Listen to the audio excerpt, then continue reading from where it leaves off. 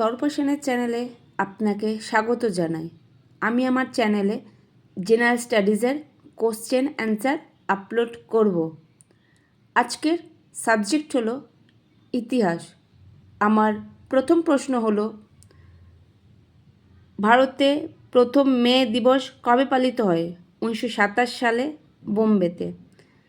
ভারতের নতুন সংবিধানটি কবে গণপরিষদে গৃহীত হয়? 1949 সালে 26শে নভেম্বর।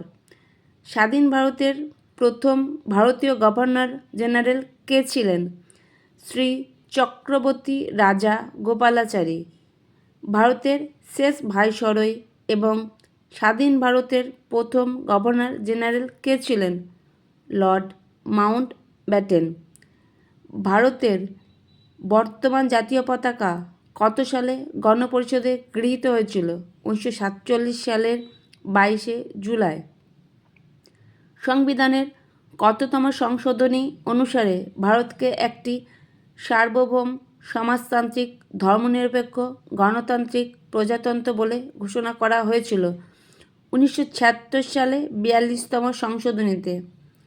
সংবিধান রচনার দায়িত্বপ্রাপ্ত কমিটির সভাপতি কে ছিলেন? বি.আর.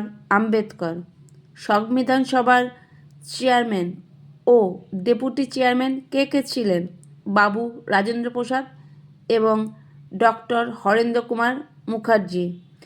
গণপরিষদের সংবিধান রচনার কাজ শুরু হয়েছিল কবে? 1946-এর 9 ডিসেম্বর। ভারতের স্বাধীনতা আইন ব্রিটিশ পার্লামেন্টে কবে পাশ হয়েছিল? 1947 সালে। মাউন্টব্যাটেনের পরিকল্পনা কত সালে ঘোষিত হয়? 1947 সালে জুন মাসে। নমস্কার।